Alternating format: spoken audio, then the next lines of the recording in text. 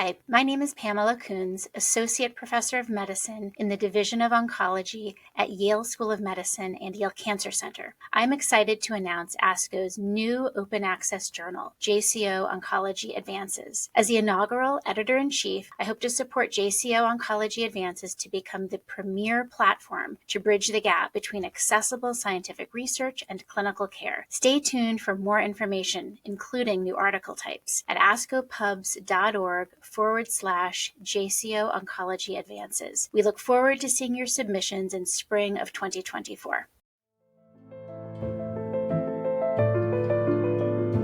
The guest on this podcast episode has no disclosures to declare.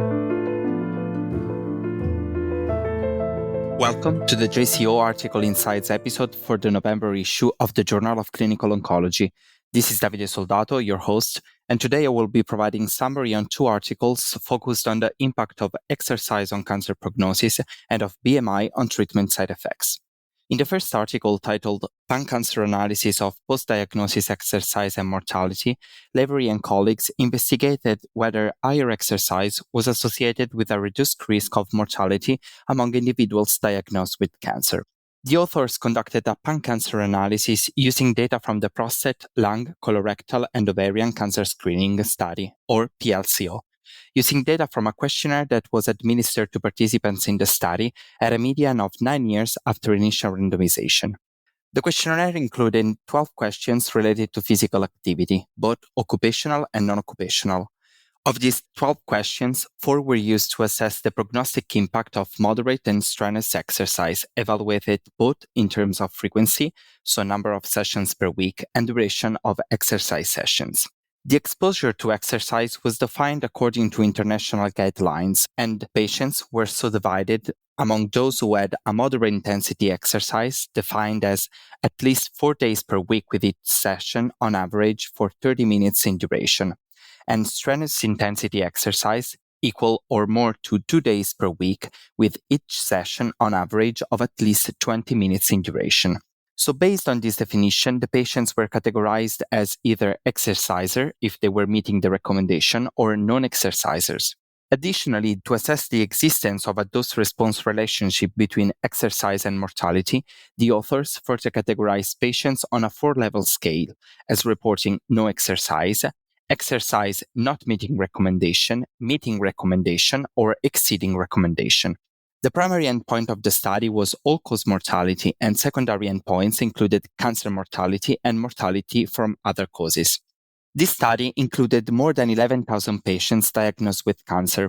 38% of them reported meeting guidelines recommendation, with a median of 44 and 19 minutes spent in moderate and strenuous exercise, respectively.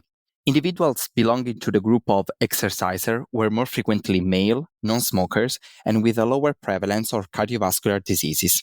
The most common cancer diagnoses were prostate cancer, breast cancer, and colon cancer, observed respectively in 37%, 20%, and 7% of the participants.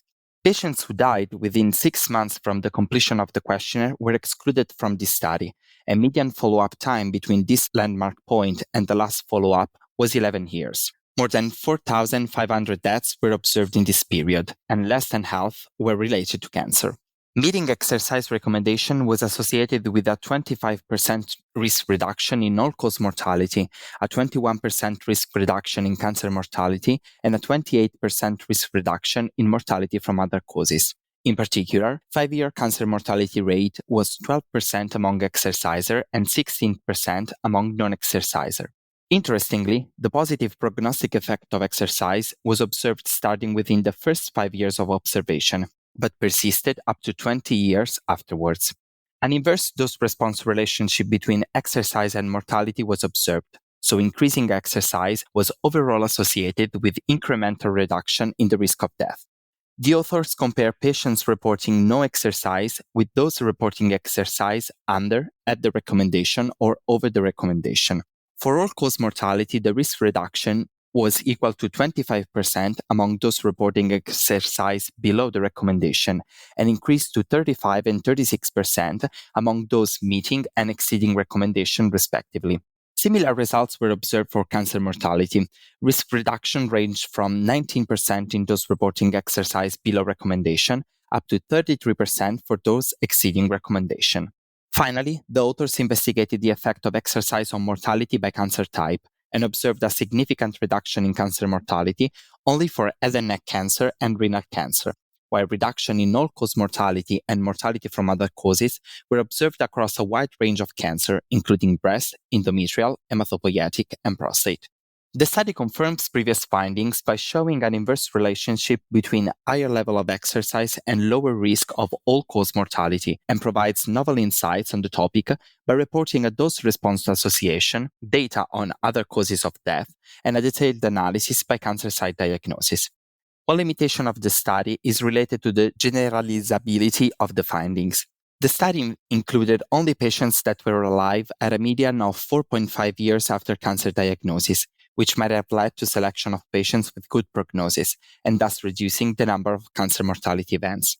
Additionally, these patients were willing to complete an additional questionnaire in the context of the trial, which might be related to a higher motivation in engaging in healthy lifestyle behaviors. The study did not replicate previous findings observing a reduction in cancer mortality for breast, colon, and prostate cancer among those reporting higher exercise, although this might be related to the inclusion of long-term survivors in the study. In the second article titled Impact of BMI in Patients with Early Hormone Receptor Positive Breast Cancer Receiving Endocrine Therapy with or without palbociclib in the PALLAS trial, Dr. Filer and colleagues investigated the impact of BMI on side effects, adherence to treatment, and efficacy of palbociclib in the PALLAS trial. Just as a reminder, PALLAS is a randomized clinical trial that investigated whether the addition of 2 years of palbociclib to standard endocrine therapy in patients treated for stage 2-3 hormone receptor positive HER2-negative breast cancer could improve invasive disease-free survival. Previous report of the trial showed that palbociclib did not improve invasive disease-free survival compared to endocrine therapy alone. More than 5,500 patients were included in this analysis, and among them, more than two-thirds had a BMI equal or over 25 at diagnosis, with 32% being overweight and 30% obese. Overweight and obese patients were more frequently older and coming from North America rather than from Europe. In line with the age difference, normal weight patients were treated more frequently with tamoxifen alone or in combination with ovarian function suppression or with aromatase inhibitors in combination with ovarian function suppression. No differences in tumor characteristics was observed according to BMI. However, there were some minor differences regarding the type of surgery and administration of chemotherapy. The authors observed that side effects of palbociclib were significantly different according to BMI, and in particular, they observed a lower incidence of hematological toxicity among overweight and obese patients. Conversely, higher rates of arthralgia, nausea, and diarrhea were observed among overweight and obese patients, both in the palbociclib and in endocrine therapy alone. In particular, regarding hematological toxicity, the authors observed that overweight and obese patients experienced a significantly lower incidence of overall neutropenia, grade 3 and grade 4 episodes of neutropenia. For example, looking at grade 3 neutropenia, the incidence was equal 44% in the obese population versus 64% in the normal weight cohort. Differences in incidence of neutropenia remain significant even when adjusting for confounding factors, including previous administration of chemotherapy, age, ECOG performance status, and race ethnicity. Furthermore, a lower incidence of overall thrombocytopenia was observed in the overweight and obese cohort. The lower incidence of hematological toxicity led to significant differences in dose reduction, early discontinuation, and relative dose intensity for palbociclib. At 6 months, only 29% of obese patients reduced dose of palbociclib compared to 50% in the normal weight cohort. Similarly, only 20% of obese patients permanently stopped palbociclib compared to 35% in the normal weight group. Finally, the risk of palbociclib early discontinuation was 25% lower for each additional 10 units of BMI, even when accounting for additional potential confounders. As a consequence of a lower dose reduction and lower rates of early discontinuation, the relative dose intensity for palbociclib was significantly higher among overweight and obese patients compared to normal weight ones. Efficacy of palbociclib was not different according to BMI, neither in the palbociclib arm nor when assessing patients in both arms. However, these analyses are performed with a relatively short median follow-up time and a low number of events. So in conclusion, this report from the PALLAS trial shows that higher BMI was associated with a more favorable safety profile, especially regarding hematological toxicity and a lower risk of treatment discontinuation. These findings are in line with previous data obtained in the metastatic setting with other CDK4/6 inhibitors and support the existence of a different pharmacodynamic profile influenced by BMI that translates in a more favorable toxicity profile. At present, differences in BMI do not seem to affect palbociclib efficacy, but further analysis with additional follow-up time and events, as well as by type of endocrine therapy administered, are planned in the PALLAS study. That concludes this episode of JCO Article Insights. In these episodes, we summarized findings from two studies. The first titled Pan-Cancer Analysis of Postdiagnosis Exercise and Mortality by Lavery and colleagues. This trial shows that higher levels of exercise are associated with lower risk of all-cause, cancer-specific, and other-cause mortality, although with some differences according to cancer site.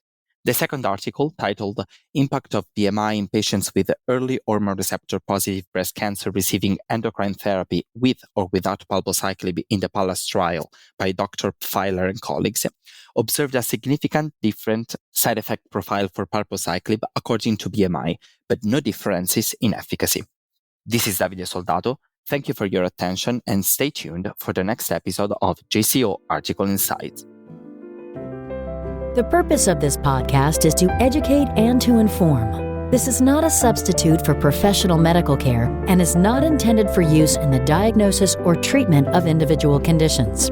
Guests on this podcast express their own opinions, experience, and conclusions. Guest statements on the podcast do not express the opinions of ASCO. The mention of any product, service, organization, activity, or therapy should not be construed as an ASCO endorsement.